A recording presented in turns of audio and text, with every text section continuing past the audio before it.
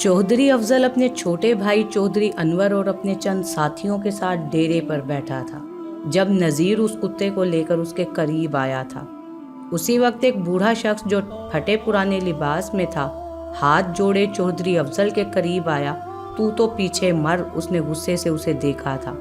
हाँ तो बता, वो उसका क्या मांग रहे हैं? 2 लाख तो मांग रहा है चौधरी साहब, मगर मेरा ख्याल है कि 1.5 में सौदा हो जाएगा, नज़ीरे ने कहा। ठीक है। वो कुछ देर सोचता रहा, फिर बोला, सुन नज़ीरे, इसकी तैयारी तेरे जिम्मा होगी। इस साल हमारी हार नहीं होनी चाहिए। खुराक आपकी और मेहनत मेरी, फिर कैसे हारेगा? असली नस्ल का कुत्ता है चौधरी साहब, नज़ीरे ने आजिज़ी से कहा था। क्या ख्याल है निके? उसने छोटे भाई अनवर की तरफ देखा। लगता तो ठीक है भाई, मेरा ख्याल है ये आपको पसंद आ गया है। ऐसा कर नज़ीरे, अगर वो 1.5 में ना माने तो कुछ और ऊपर दे देना, मगर सौदा आज ही कर लेना। नज़ीरे ने सर हिलाया। बूढ़ा जो करीब ही खड़ा था दोबारा चौधरी अफजल के करीब आया। इसका क्या मसला है? अफजल ने कड़े तेवरों से एक मुलाजिम से पूछा। इसकी बेटी बीमार है सरकार, कुछ पैसे लेने आया है। मुलाजिम ने कहा कि मुंशी बाबा जान के साथ शहर गया हुआ है, बगैर खाते में इंदराज के कैसे दे दें इसको पैसे? चल भाई पीछे हट, आज तुझे पैसे नहीं मिल सकते। सुना नहीं कि मुंशी शहर गया हुआ है? मुलाजिम ने बूढ़े को गिरेबान से पकड़कर घसीटा और पीछे धकेल दिया। निके, एक तो ये कम्मी हमें सांस नहीं लेने देते, जहां भी देखो मुंह उठाए और हमारे सामने झोली फैलाए चले आते हैं। अफजल ने नागवारी से कहा, आपके मिजारे हैं चौधरी साहब, आपके पास नहीं आएंगे तो और कहाँ जाएंगे? बूढ़े ने रूंधी हुई आवाज में कहा, जा यहाँ से, जान छोड़ हमारी, जग्गू ले जा इसे। अनवर ने एक मुलाजिम को इशारा किया। जग्गू उसके करीब गया और कहा, सुना नहीं चौधरी साहब ने क्या कहा है? कमले, बड़े लोगों के बड़े खर्चे होते हैं, मुंशी आ जाएगा तो मिल जाएंगे पैसे, आ मेरे साथ। वो उसका हाथ पकड़कर तकरीबन घसीटता हुआ अपने साथ ले गया। अफजल जो कुत्ते को प्यार भरी नजरों से देख रहा था उसके करीब ही जमीन पर बैठ गया और कहा, देख नज़ीरे, इसकी तैयारी बहुत अच्छी होनी चाहिए, समझ गया ना तू? आपका हुक्म सर आंखों पर चौधरी साहब, नज़ीर ने कहा। चल अब ले जा इसे। नज़ीरे ने जंजीर खींची और उसे लेकर चला गया। अफजल दूर तक उसे जाते देखता रहा। 2-3 दिन गुजरे थे जब बड़े चौधरी साहब उस सपहर हवेली पहुंचे थे। ड्राइवर ने एक शानदार गाड़ी का दरवाज़ा खोला था। तकरीबन 60 साला चौधरी गफूर, जो सफ़ेद बुराक शलवार कमीज़ में बड़ी सी पगड़ी बांधे, जिसका शिमला बहुत ऊंचा था, ज़मीन पर इस तरह कदम रखे थे कि उसका करोफर ही निराला था। 50 साला दुबला पतला लेकिन फुर्तीला मुंशी भी लपक कर पिछली सीट से उतरा था और उनके करीब आकर खड़ा हुआ था। ज़मीन के कागजात वाला बैग संभाल लिया मुंशी? चौधरी गफूर ने कहा। जी चौधरी साहब, ये रहा बैग। उसने हाथ में थामा ब्रीफकेस उन्हें दिखाते हुए कहा। वो जैसे ही मेहमान खाने में दाखिल हुए, दोनों बेटे लपक कर उनके करीब आ गए। अस्सलामुअलैकुम बाबा जान। अफजल उनसे बगलगीर होता हुआ बोला। वालेकुम अस्सलाम, सब खैरियत है ना? चौधरी गफूर उनसे मिलकर सोफे पर बैठते हुए बोले, यहाँ तो सब खैरियत है, हम तो आपकी तरफ से फिक्रमंद थे। 1 हफ्ता हो गया आपको शहर गए, कुछ खैर खबर ही नहीं थी। अफजल ने कहा, 2 दिन से आपका फ़ोन भी नहीं लग रहा था। तुम दोनों के लिए ही तो शहर गया था। कचहरी के मामलात आसान नहीं होते। मैंने तमाम जागीर और ज़मीनें तकसीम कर दी हैं। फिर कुछ ठहर कर उन्होंने कहा, तुम लोग अपनी मर्जी से अपनी बहन का हिस्सा उसे दे देते तो ज़्यादा अच्छा था। बाबा जान, ये हमारी रिवायत के खिलाफ है। औरतों को जायदाद में हिस्सा नहीं दिया जाता। बस गड़े मुर्दे उखाड़ने की ज़रूरत नहीं है। वो बातें कर ही रहे थे कि वही बूढ़ा अंदर दाखिल हुआ और चौधरी गफूर की सिमत बढ़ा। ओए, तू फिर आ गया? साथ तो लेने दे बाबा जान को। शेरा, कहाँ मर गए हो सब लोग? निकालो इसे यहाँ से। किसने इसको अंदर आने दिया? अफजल फुर्ती से उठकर बूढ़े के करीब गया था। मेरी बात तो सुनो चौधरी, मुझे बड़े चौधरी से बात करने दो। वो गिगियाता हुआ बोला। सुनते हैं, अभी सुनते हैं। कह दिया ना, कुछ करते हैं। इधर बैठ जा जाके दीवार के साथ। उसने दीवार की सिमत इशारा किया। बूढ़ा मायूसी से सर झुकाए दीवार के सहारे टेक लगाकर बैठ गया। चिमट ही जाते हैं जान को। वो बुड़बुड़ाता हुआ बाप की तरफ बढ़ते हुए बोला। उसी वक्त अचानक حویلی کے اندر سے ایک ملازمہ دوڑتی ہوئی وہاں آئی تھی۔ اس کی سانس دھونکنے کی طرح چل رہی تھی کہ الفاظ صحیح طور پر اس کے منہ سے نکل ہی نہیں رہے تھے۔ پورا وجود اس کا کانپ رہا تھا۔ بڑے چودھری صاحب وہاں حویلی میں، میرا بی بی، کیا ہوا میرا کو؟ وہ تیزی سے اندر کی سمت بھاگے۔ ان کے پیچھے افضل اور انور بھی متوحش انداز میں لپکے تھے۔ جوں جوں وہ حویلی کی سمت بڑھ رہے تھے، چیخو پکار اور آہو بکا کی صدائیں بلند ہوتی جا رہی تھیں۔ وہ جیسے ہی صحن میں پہنچے، وہاں ایک جانب حویلی کی عورتوں اور ملازمین کا جمگھٹا نظر آیا۔ وہ تیزی سے وہاں پہنچے تو دیکھا کہ ان کی بیٹی میرا زمین پر پڑی تھی، اس طرح کہ اس کے پاس ایک خون کا چھوٹا سا تالاب سا بن گیا تھا۔ کیا ہوا میری میرا کو؟ وہ تیورا کر وہیں گرنے ہی والے تھے کہ افضل نے انہیں سنبھال لیا۔ انور میرا کے قریب بیٹھ گیا اور اسے ہلایا جلایا، اس کی نبض چیک کی، مگر وہاں زندگی کی کوئی رمق ہی نہیں تھی۔ میرا مر چکی تھی۔ میرا مر گئی بھائی، میرا مر گئی۔ سارے جھگڑے ختم ہو گئے۔ میرا کی لاش کے پاس بیٹھی ایک ادھیڑ عمر عورت چودھری غفور کی طرف دیکھ کر چلائی تھی، اور وہ سارا معاملہ سمجھ گیا تھا۔ اس کا دل خون کے آنسو رو رہا تھا۔ میرا اس کی واحد بیٹی تھی، اکلوتی۔ اس نے چھت سے کود کر جان دے دی تھی۔ سارے جھگڑے مک گئے تھے۔ ہائے میرے بچی، یہ تو نے کیا کیا؟ ہائے میری بچی، یہ تو نے کیا کیا؟ بوڑھی عورت دوبارہ بین کرنے لگی۔ وہ زاروں قطار رو رہی تھی۔ دیگر عورتیں بھی آہو بکا کر رہی تھیں۔ افضل اور انور کو تو جیسے سانپ سونگھ گیا تھا۔ وہ دونوں سکتے کے عالم میں تھے۔ پھر افضل نے چونک کر بوڑھی عورت سے کہا تھا، ایسی بات نہ کر پھوپھی، وہ غلطی سے گر گئی ہوگی۔ وہ غلطی سے نہیں گری، چودھری غفور نے گھمبیر مگر دھیمے لہجے میں آنسو پونچھتے ہوئے کہا۔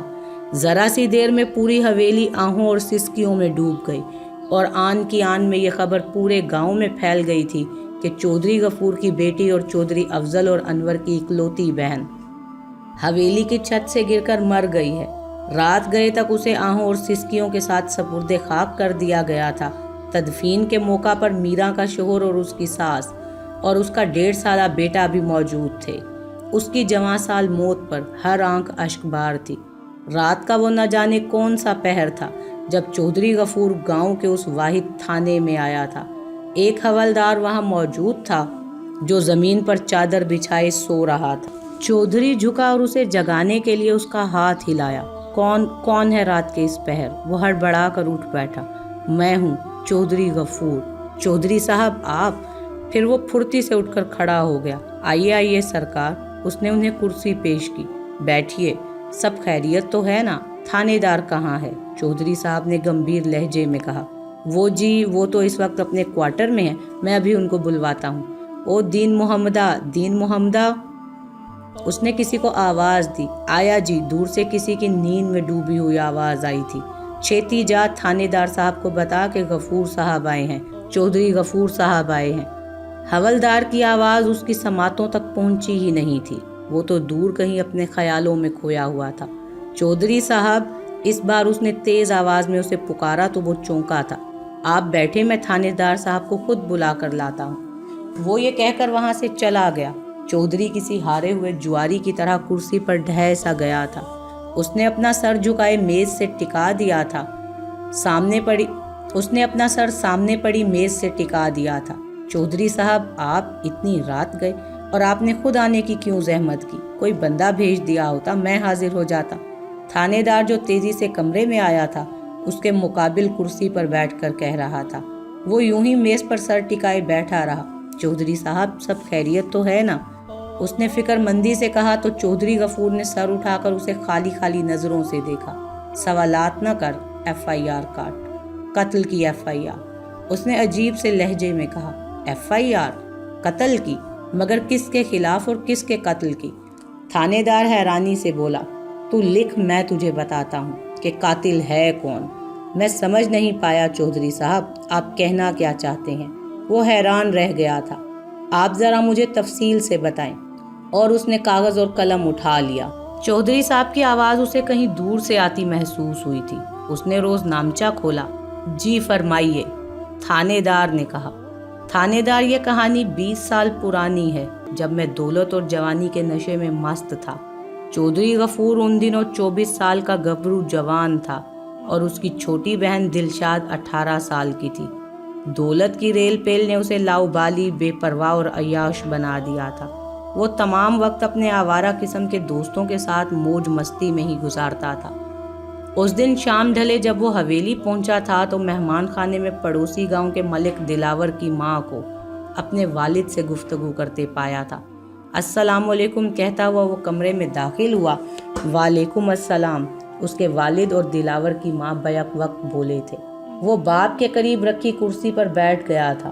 ان کے درمیان گفتگو کا سلسلہ پھر جڑ گیا جو اس کی آمد کی وجہ سے منقطع ہو گیا تھا۔ بس چودھری صاحب، ہمیں تو اس گھر سے آپ کی بیٹی چاہیے اور کچھ نہیں۔ میرا ایک ہی بیٹا ہے دلاور، اور اللہ کا دیا ہمارے پاس بہت کچھ ہے۔ چودھری صاحب مسکرائے تھے۔ میں جانتا ہوں بہن، آپ جدی پشتی رئیس ہیں، مگر ہم اپنی بیٹی کو خالی ہاتھ تو رخصت نہیں کریں گے نا۔ جو اس کا حق ہے اسے دیا جائے گا۔ اس کے حصے کی جائیداد اور زمینیں اسی کو ملیں گی۔ 2 ہی تو میرے بچے ہیں، غفور اور دلشاد۔ ساری جائیداد ان دونوں کی ہی تو ہے۔ جائیداد کی تقسیم کا سن کر مجھے اچنبھا ہوا۔ یہ تو اس نے سوچا ہی نہیں تھا کہ بہن کی شادی ہو گئی تو وہ اپنے ساتھ اپنے حصے کی جائیداد بھی لے جائے گی۔ یہ اسے کسی بھی طرح گوارا نہیں تھا۔ اچھا آپ یہ بتائیں، رشتہ تو پکا ہے نا؟ ہاں ہاں۔ غفور، مٹھائی لے کر آؤ۔ چودھری صاحب نے بیٹے کی طرف دیکھا تو وہ ناگواری کا احساس لیے اٹھ گیا تھا۔ بے حد خوبصورت شادوں کا رشتہ گبرو جوان ملک دلاور سے پکا ہو گیا تھا۔ حویلی میں شادی کے ہنگامے جاری تھے، مگر غفور کو ان ہنگاموں سے کوئی سروکار نہیں تھا۔ اسے تو کسی لمحے چین نہ پڑتا تھا۔ اس کی آبائی زمینیں شادو اپنے ساتھ غیر خاندان میں لے جا رہی تھی، لیکن وہ سوائے ہاتھ ملنے کے کچھ اور کر بھی نہیں سکتا تھا۔ جو ہونا تھا وہ ہو چکا تھا۔ چودھری صاحب زبان دے چکے تھے۔ شادی کے دن قریب آ رہے تھے جب ملک دلاور نے اپنی کزن کو شادو کے پاس بھیجا تھا۔ دلاور شادی کے جوڑے اور سامان لینے کل شہر جا رہا ہے۔ اس نے معلوم کروایا ہے کہ تمہاری کوئی خاص پسند ہو تو بتا دو۔ میں کیا بتاؤں، ان سے کہنا اپنی پسند سے لے آئیں، شادو نے شرماتے ہوئے کہا تھا۔ غفور باہر جا رہا تھا۔ جب اس نے انہیں یہ گفتگو کرتے سنا تو پھر ٹھیک ہے، میں تمہاری طرف سے اسے بہت سی چیزوں کی فرمائش کر دوں گی، اس نے شرارت سے کہا تھا۔ ہائے اللہ، وہ کیا سوچیں گے، ایسا نہ کرنا۔ جلدی سے شادو بولی۔ وہ کچھ نہیں سوچے گا بلکہ خوش ہوگا، کزن نے ہنستے ہوئے کہا تھا۔ کچھ دیر وہ ادھر ادھر کی باتیں کرتے ہوئے چلی گئی۔ ملک دلاور کو آخری بار گاؤں کے اسٹیشن سے ٹرین میں سوار ہوتے دیکھا گیا تھا، پھر اس کا کچھ پتہ نہیں چلا تھا۔ اسے شہر میں اپنے جس دوست کے گھر ٹھہرنا تھا وہ وہاں بھی نہیں پہنچا تھا۔ شادی کے دونوں گھر ماتم کدا بن گئے تھے۔ کچھ لوگوں کا خیال تھا کہ کسی لٹیرے نے اسے پیسے کی خاطر مار ڈالا ہے کیونکہ اس کے پاس اچھی خاصی رقم تھی۔ کچھ کا خیال تھا کہ اسے اغوا کیا گیا ہے اور جلدی تاوان کا مطالبہ سامنے آئے گا۔ پولیس بھی حرکت میں آ گئی تھی۔ دونوں طرف کے افراد اور ان کے دوست وغیرہ بھی اسے تلاش کر رہے تھے۔ ان میں غفور اور اس کے والد بھی شامل تھے، مگر وہ تو ایسا غائب ہوا تھا کہ کہیں سراغ نہ ملتا تھا۔ اس کی اور اس کے خاندان کی کسی سے دشمنی بھی نہیں تھی۔ پولیس نے نامعلوم افراد کے خلاف اغوا کا پرچہ درج کر لیا تھا۔ اسی سلسلے میں وہ تفتیش کر رہی تھی۔ تفتیش کا دائرہ وسیع کرتے ہوئے انہوں نے غفور اور اس کے دوستوں سے بھی پوچھ گچھ کی تھی، جس کا غفور نے بہت زیادہ برا منایا تھا۔ بہرحال دلاور کا کچھ پتہ نہیں چلا کہ اسے آسمان کھا گیا تھا یا زمین نگل گئی تھی۔ شادو کا رو رو کر برا حال تھا، اس کی تو دنیا ہی اجڑ گئی تھی۔ وقت کچھ آگے سرکا تھا، کئی سال بیت گئے۔ شادو نے پھر کبھی شادی کے لیے حامی نہیں بھری تھی۔ اس نے شادی نہ کرنے کا فیصلہ کر لیا تھا۔ کچھ عرصہ بعد چودھری غفور کی بھی دھوم دھام سے شادی ہو گئی۔ اس کے بعد یکے بعد دیگرے 2 بیٹے پیدا ہوئے تھے۔ شادو نے بھائی کے بچوں پر اپنی محبتیں نچھاور کر دی تھی۔ حویلی اور ڈیرے کے تمام انتظامات شادو کے ہاتھ میں ہی تھے۔ اس کے حصے کی زمینیں بھی اس کے پاس موجود تھیں۔ چودھری غفور پہلے سے بڑھ کر اس کا خیال رکھنے لگا تھا۔ انہی دنوں چودھری غفور کی بیوی نے ایک بچی کو جنم دیا تھا اور اسی دوران کچھ ایسی پیچیدگی پیدا ہوئی تھی کہ وہ جان کی بازی ہار گئی تھی۔ نومولود بچی کو پھپھی شادو نے اپنے سینے سے لگایا اور پھر ماں بن کر بڑے ناز و نعمت سے پالا تھا۔ وقت گزرتا رہا اور میرا بڑی ہوتی گئی۔ وہ اپنی پھپھی کو ہی اپنی ماں سمجھتی تھی۔ شادو اب بیمار رہنے لگی تھی۔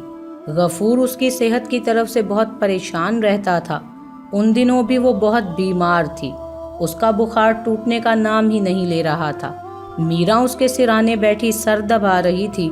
चौधरी गफूर भी करीब ही बैठा तशवीश से उसे देख रहा था। शहर चलने की तैयारी करो, गफूर ने बहन से कहा था। नहीं, मुझे शहर नहीं जाना, शादो ने नहीफ सी आवाज में कहा था। बस बस, ज्यादा बातें ना करो, हमें तसल्ली करने दो मीरा। मीरा बेटा, अपनी पुप्पो को तैयार करो, हम इन्हें अभी शहर के बड़े अस्पताल लेकर जाएंगे। ये कहता हुआ वो उठकर वहां से चला गया था। चौधरी गफूर की दोनों बहुएं इस बात पर बहुत नाराज रहती थीं। हवेली और डेरे वगैरह के तमाम इंतजामात गफूर की बहन के हाथ में थे, इसीलिए वो फूफी को दुश्मन समझती थी। बहरहाल गफूर शादो और मीरा को लिए शहर के उस बड़े और मशहूर अस्पताल लेकर आया था जहां शादो का इलाज शुरू हो गया था। उस रात डॉक्टर ने मीरा से कहा था कि मैं कुछ मेडिसिन लिख रही हूँ, ये मंगवा लें। मुलाजिम खाना खाने गए हैं, मैं ले आती हूँ, उसने पर्चा डॉक्टर के हाथ से लेते हुए कहा था। नहीं मीरा, तुम अकेली ना जाओ, शेरा आ जाएगा तो मंगवा लेंगे, फूफी ने जल्दी से कहा था। मैं बस यूं गई और यूं आई फूफी, दवाइयों का स्टोर तो अस्पताल के अंदर ही है, वो बोली थी। अच्छा, ध्यान से जाना और जल्दी आना, फूफी ने कहा। वो तेजी से बाहर निकल गई। जब वो स्टोर से दवाइयाँ खरीद रही थी तो उसकी नज़र उसके गांव के एक नौजवान पर पड़ी थी जो उसे ही हैरत से देख रहा था। वो दवाइयाँ लेकर तेजी से मुड़ी थी। उसका रुख फूफी के कमरे की जानिब था कि अचानक उसे अपने पीछे से किसी की आवाज़ सुनाई दी। सुनिए, वो रुकी और पलट कर उसे देखा। ये वही नौजवान था जो डिस्पेंसरी के पास खड़ा था। आप मीरा बीबी हैं ना, चौधरी साहब की बेटी, वो हिचकिचाते हुए बोला था। उसने इस बात में सर हिलाया और कदम आगे बढ़ा दिए। वो तेजी से उसके करीब आया और साथ साथ चलने लगा। सब खैर तो है, कौन बीमार है? फूफी की तबीयत ठीक नहीं। वो कौन से वार्ड में है फिर? प्राइवेट विंग रूम नंबर 5 में है। मेरी अम्मी भी एडमिट है, मैं किसी वक्त आऊँगा उन्हें देखने, उसने कहा था। उसने सर उठाकर उस खूबरू नौजवान को देखा था, फिर सर झुकाए आगे बढ़ गई। वो दूर तक उस हसीन लड़की को देखता रहा था जो उसके दिल पर कयामत सी ढा गई थी। गफूर को कुछ अहम मामलात निपटाने थे, इसलिए वो बहन के पास मीरा और 2 मुलाजमीन को छोड़कर गांव चला गया था। हवेली में बेटे और बहुएं खुश गपियों में मशगूल थीं। जब चौधरी गफूर वहां पहुंचा, तुम लोग अपनी फूफी के पास शहर चले जाओ, वहां मीरा अकेली है। अकेली कहाँ है बाबा, मुलाजिम है उनके साथ, फिर उनका इलाज भी लंबा है। हम सब काम धंधे छोड़कर वहाँ कैसे रह सकते हैं? तुम्हारी बीवियाँ तो जा सकती हैं बाबा, यहाँ हवेली और डेरे का इंतजाम कौन संभालेगा? बड़ी बहू ने कहा था। और छोटे छोटे बच्चों को छोड़कर हम कैसे जाएं? छोटी बहू ने कहा, उन्हें साथ लेकर तो नहीं जा सकते। हाँ भाई, सबको अपने बच्चे प्यारे होते हैं। सबने अपनी मजबूरियां बयान कर दी थी तो वो दुखी दिल से वहां उठ गया था। शादो को अस्पताल में एडमिट हुए 2 हफ्ते हो गए थे। शिराज और उसकी माँ ने उन दोनों का बड़ा ख्याल रखा था, उनके बहुत काम भी आए थे। चौधरी गफूर ने भी इत्मीनान की सांस ली थी। मीरा फूफी के पांव दबा रही थी। सदा खुश रहो, अल्लाह नसीब अच्छे करे, फूफी ने उसे दुआ दी थी। उसी वक्त दरवाजे पर दस्तक हुई थी। मीरा ने जाकर दरवाज़ा खोला। सामने शिराज और उसकी माँ खड़े थे। वो दोनों अंदर आए थे। कैसी तबीयत है अब आपकी? शिराज की माँ ने शादो से पूछा था। शुक्र है अल्लाह का, काफ़ी बेहतर है, उन्होंने कहा था। मीरा और शिराज कुछ फासले पर बैठकर इधर उधर की बातें कर रहे थे, जबकि दोनों खवातीन न जाने क्या खुसर पुसर कर रही थी। शिराज की माँ ने मीरा के लिए अपनी पसंदीदगी जाहिर की थी। ये सुनकर शादो सोच में पड़ गई थी। उसने फिलहाल ये कहकर टाल दिया कि वो भाई से बात करेगी। शिराज का घराना गांव का एक मुअज़्ज़िज़ घराना था। खाते पीते कारोबारी लोग थे, मगर चौधरी साहब की टक्कर के नहीं थे। शादो सेहतमंद होकर हवेली वापस आ गई थी और भाई के कान में इस रिश्ते की बात भी डाल दी थी। कुछ अरसा गुजरा। जब शिराज की माँ हवेली आई, शादो और चौधरी गफूर ने उनका इस्तकबाल बड़ी गर्म जोशी से किया था। आपके बेटे ने जो खिदमत मेरी बहन की है वो मैं नहीं भूल सकता। ये आप कैसी बातें कर रहे हैं? उसने तो अपना सिर्फ फर्ज अदा किया था। हम इस ताल्लुक को रिश्ते में बदलने के लिए आपके दर पर आए हैं। मेरा मतलब है शिराज को अपना बेटा बना लें आप। उन्होंने अपना मुद्दा बयान किया तो चौधरी गफूर ने संभल कर कहा कि मैं अपने बेटों से मशवरा करूंगा, अगर वो राजी हुए तो मुझे इस रिश्ते पर कोई एतराज़ नहीं है। शिराज बड़ा नेक बच्चा है। शादों ने उन्हें चाय पेश करते हुए कहा था। फिर कुछ देर इधर उधर की बातें करके वो बोली थी, हम आपकी हाँ का इंतजार करेंगे, अब हमें इजाजत दीजिए। ये कहकर वो उठ गए। ना बाबा जान, ना वो लोग हमारी जात के हैं और ना हमारे बराबर के। हम अपनी बहन की शादी उससे नहीं होने देंगे। हम तो कुत्ता भी नस्ल देखकर खरीदते हैं और मुझे तो ये लोग लालची मालूम होते हैं। जब उसने अपने बेटों से मशवरा किया था तो चौधरी अफजल ने ये जवाब दिया था, शिराज बहुत शरीफ और नेक लड़का है और वो घराना इतना गया गुजरा नहीं, उन्हें दौलत का कोई लालच नहीं। चौधरी गफूर ने जवाब दिया, बाबा जान आप बहुत सादा हैं। ये देखें कि इलाज के लिए दाखिल चंद दिनों में वो इतना मुतासिर हुए कि रिश्ते के लिए घर पहुंच गए। उनकी नज़र हमारी ज़मीनों पर है। ओ बदनसीबो, इतनी बड़ी जायदाद में से कुछ तुम्हारी बहन ले जाएगी तो क्या कयामत आ जाएगी। वो सदमे से बोला था, बाबा जान अगर जायदाद इसी तरह तकसीम करते रहे तो तीसरी पीढ़ी तक एक कनाल भी नहीं बचेगी। छोटा बेटा बोला था, क्यों लड़ रहे हो तुम लोग। फूफी शादो कमरे में दाखिल होते हुए बोली, किस बात का झगड़ा है, जमीन और जायदाद ही इनके लिए सब कुछ है, बहन से इन्हें कोई मोहब्बत नहीं। चौधरी गफूर गुस्से से बोला था, आप फिक्र ना करें भाई, मुझे मालूम है वो लोग लालची नहीं है और ना ही मीरा को ज़मीन का कोई ऐसा टुकड़ा चाहिए जिस पर नफ़रत की फसल उगती हो। मैं तुम लोगों को एक मशवरा देना चाहती हूँ, जायदाद को मसला ना बनाओ, बस अब इस शादी पर सब लोग राज़ी हो जाओ। मीरा की शादी ना रोको, फिर तो झगड़ा ही मुक गया फूफी। अफजल खुश होता हुआ बोला, शादी की तैयारी करें बाबा। मीरा बहुत खुश थी। शादी के बाद 1 साल तो बहुत हंसी खुशी गुजरा था। वो एक बेटे की माँ बन गई थी। फिर न जाने क्या हुआ कि शिराज के कारोबार में ज़वाल आ गया था। उसे संभाला देने के लिए सरमाए की ज़रूरत थी जो उसके पास नहीं था। वो उन दिनों बहुत परेशान था। कारोबार ख़त्म हो गया तो हम तबाह हो जाएंगे। तुम कहीं से रकम का इंतज़ाम करो। शिराज की माँ ने कहा था, कहाँ से इंतज़ाम करूँ, मेरे पास कोई अल्लाह दीन का चिराग नहीं है।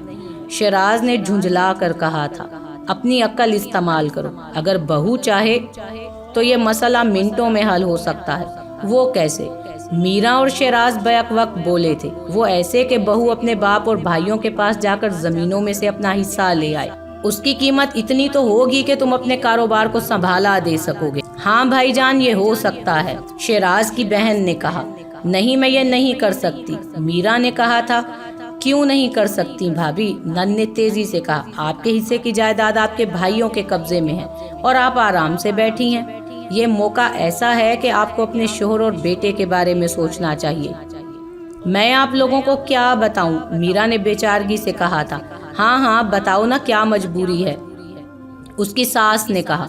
शादी के मौका पर भाइयों ने ये बता दिया था कि वो मेरा हिस्सा मुझे नहीं देंगे। इसी शर्त पर वो शादी के लिए राजी हुए थे। उनके कहने से क्या होता है, वो तुम्हें तुम्हारे हक से महरूम नहीं रख सकते। देखो मीरा, इंसान को अपना हक किसी कीमत पर नहीं छोड़ना चाहिए। तुम अभी वहाँ जाओ और अपने हिस्से का मुतालबा करो, ये मेरा हुक्म है। उसके महबूब शोहर की नज़रें बदली हुई थीं। वो हैरत से उसे तक रही थी और जानती थी कि भाई उसकी बात कभी नहीं मानेंगे। बहरहाल वो हवेली आ गई थी और जब उसने अपने ससुराल वालों का मुतालबा अपने बाप से बयान किया था तो वो अपने बेटों के पास आया था। ये क्या कह रहे हैं वो लोग? ऐसा सबक दूंगा कि सारी जिंदगी याद रखेंगे। चौधरी अफजल ये सब सुनते ही, ये क्या कह रहे हैं वो लोग? ऐसा सबक दूंगा कि सारी जिंदगी याद रखेंगे। चौधरी अफजल ये सब सुनते ही भड़क उठा और बोला, हमने उन्हें अपनी बेटी दी है और बेटी का सर उसके ससुराल के सामने नहीं झुकना चाहिए। चौधरी गफूर ने बेटे को समझाने की कोशिश की थी, हम अपना सर उनके सामने नहीं झुकाएंगे और अपनी जमीन का एक टुकड़ा भी उन्हें नहीं देंगे। मैंने तो पहले ही दिन कहा था कि ये लालची लोग हैं। अफजल, जायदाद की खातिर अपनी बहन का घर मत उजाड़ो। थोड़ी सी जमीन उसके हिस्से की चली जाएगी तो कोई कयामत नहीं आ जाएगी। चौधरी गफूर गुस्से से बोले थे, मेरा मुंह न खुलवाना बाबा, आपने भी तो अपनी बहन के साथ इंसाफ नहीं किया। बेचारी आज तक कुंवारी बैठी है, उसके हिस्से की जायदाद आप हड़प कर चुके, कभी आपका दिल तो नहीं पसीजा उसके लिए। चौधरी गफूर ये सुनते ही गुस्से से कांपने लगा, हत्थे से उखड़ गया था। मैं तुम सबको आग कर दूंगा और अपनी बेटी का हक उसे जरूर दूंगा। चौधरी गफूर चिल्लाया था, किसी भूल में न रहना बाबा, اگر آپ نے ایسا کیا تو ہم عدالت میں جائیں گے۔ بھائی ٹھیک کہہ رہے ہیں بابا جان، انور نے جواب دیا۔ چل نکے، افضل نے کہا اور وہاں سے وہ چلے گئے۔ چودھری غفور جہاں کا تہاں کھڑا رہ گیا۔ نہیں، میں اتنی آسانی سے ہار نہیں مانوں گا، وہ بڑبڑایا تھا۔ ہار تو ہو چکی ہے بھائی، اس کی بہن شادو نہ جانے کب وہاں آئی تھی، آپ کے ماننے یا نہ ماننے سے کیا ہوگا؟ نہیں، ایسا نہیں ہو سکتا۔ غفور کی آواز کہیں دور سے آتی ہوئی محسوس ہوئی۔ وقت بڑا ظالم ہوتا ہے بھائی، یہ سب کو سبق پڑھاتا ہے، کسی کا سر بلند نہیں رہنے دیتا۔ میں اتنا کمزور نہیں ہوا کہ میرے بیٹے میرے مقابلے کے لیے کھڑے ہو جائیں۔ کمزور تو میں تھی بھائی، ہمارے ماں باپ تھے، ہمیں سب پتا تھا۔ کیا پتا تھا؟ وہ اچنبھے سے بولا۔ یہی کہ دلاور کے غائب ہونے میں کس کا ہاتھ تھا؟ غفور کا اوپر کا سانس اوپر اور نیچے کا نیچے رہ گیا تھا۔ کیا تمہیں مجھ پر شک تھا؟ مجھے تو کیا بابا کو بھی شک نہیں، پورا یقین تھا، مگر نہ وہ اپنا بیٹا کھونا چاہتے تھے اور نہ میں اپنا بھائی۔ ہم تو خاموش رہے، مگر اللہ تو ظالم کو نہیں چھوڑتا نا، اپنا انتقام لے کر چھوڑتا ہے۔ اللہ نے انتقام لینا ہے تو مجھ سے لے۔ شادو میری بیٹی تو معصوم ہے، نہیں میں اس کے ساتھ ناانصافی نہیں ہونے دوں گا۔ یہ کہتا ہوا وہ وہاں سے تیزی سے چلا گیا تھا۔ میرا کے سسرال والوں نے اس کا جینا مشکل کر دیا تھا اور اس سے اس کا بیٹا بھی چھین لیا تھا۔ وہ حویلی میں اپنے باپ بھائیوں کے در پر آن پڑی تھی۔ اس کے شوہر نے کہہ دیا تھا کہ جب تک وہ اپنی جائیداد کا حصہ نہیں لے کر آئے گی، اس کے گھر کے دروازے اس پر بند رہیں گے۔ ادھر حویلی میں بھی اس کے لیے حالات سازگار نہیں تھے۔ دونوں بھابیاں اس سے خار کھاتی تھیں اور اسے باتیں سناتی۔ اس پر بچے کی جدائی اس سے برداشت نہیں ہو رہی تھی۔ شوہر کی دھمکیاں الگ تھیں، ایک پھوپھی کا دم غنیمت تھا جو اسے دلاسے دیتی رہتی تھی۔ ان دنوں بابا شہر گئے ہوئے تھے، بھائیوں اور بھابھیوں نے اس کا جینا حرام کیا ہوا تھا۔ وہ ساری رات روتی رہتی، کب صبح ہوتی کب شام اسے پتہ ہی نہیں چلتا تھا۔ اور اس دن افضل نے اسے سخت سست سنائی تھی۔ حالات نے اسے اتنا دل برداشتہ کر دیا تھا کہ اسے صرف موت میں ہی پناہ نظر آئی تھی، اور اس نے حویلی کی چھت سے کود کر جان دے دی تھی۔ جوان بیٹی کی موت نے چودھری غفور کو توڑ کر رکھ دیا تھا۔ تجھے بہت جلدی تھی میرا، میرا انتظار تو کیا ہوتا۔ یہ دیکھ میں تیری زمین لے کر آیا ہوں۔ اس نے کاغذات اس کی لاش کے پاس رکھتے ہوئے کہا تھا۔ اٹھ میرا۔ شادو یہ اٹھتی کیوں نہیں؟ جرم میں نے کیا اور سزا ملی میری بیٹی کو۔ یا اللہ، یہ کیسا انصاف کیا ہے تو نے؟ وہ پھوٹ کر رو رہا تھا۔ دلاور کو میں نے قتل کروایا تھا، اس کا قتل میرے حکم پر ہوا تھا۔ میں قاتل ہوں، انسپکٹر مجھے گرفتار کرو۔ غفور پولیس اسٹیشن میں بیٹھا کہہ رہا تھا، چودھری صاحب آپ کی طبیعت ٹھیک نہیں لگتی۔ آپ کی بیٹی کی چھت سے گرنے کی اطلاع ہمیں ملی تھی اور آپ برسوں پرانا قصہ سنا رہے ہیں۔